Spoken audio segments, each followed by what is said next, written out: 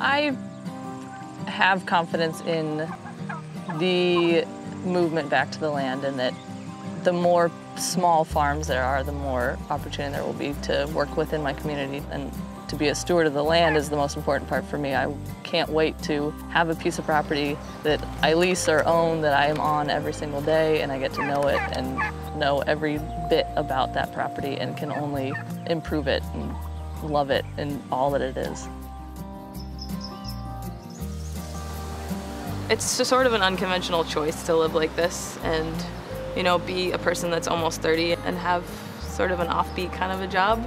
But I guess the only thing that I'm afraid of is not being able to continue doing this. I'm growing food that I'm really proud of, that I think is really healthy. And the more I do it, the more it's very difficult for me to imagine doing anything else. And I think food can be a stronghold for community, and I really think it can change the way we interact with each other. We're more connected simply by what we eat.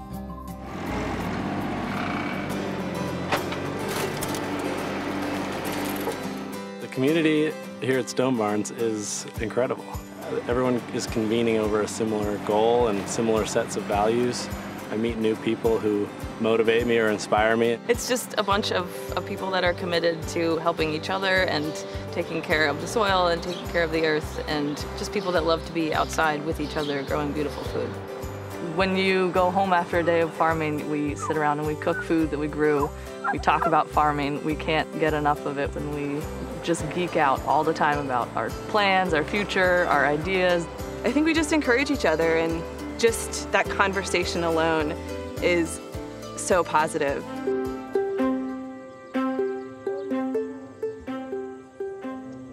This place is magical, just the way I feel when I have my hands in the soil and when I'm hanging out with a bunch of 10-year-olds in the dirt who are just thrilled that they picked a potato out of the soil.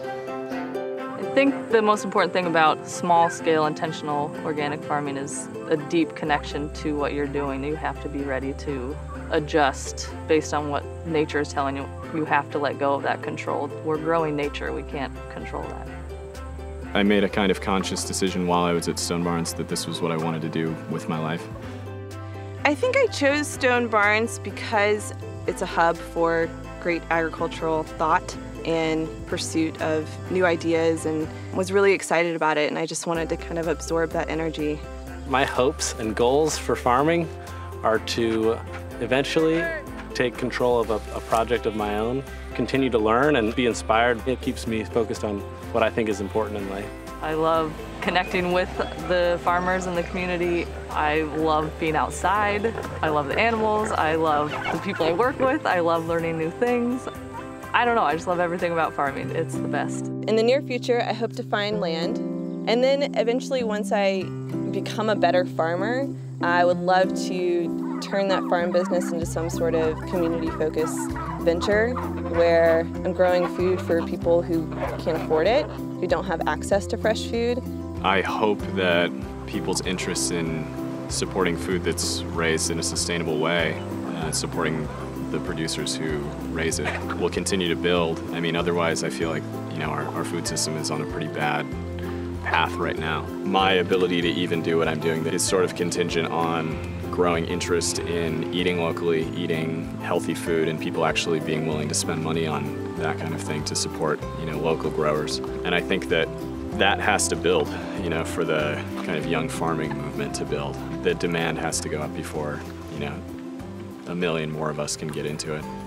The great thing about this place is that it's really given me the freedom to explore different ways of teaching and different ways of growing, because it really is just a giant laboratory. And I've just been given free reign of this beautiful house, and I feel really like I could do anything now.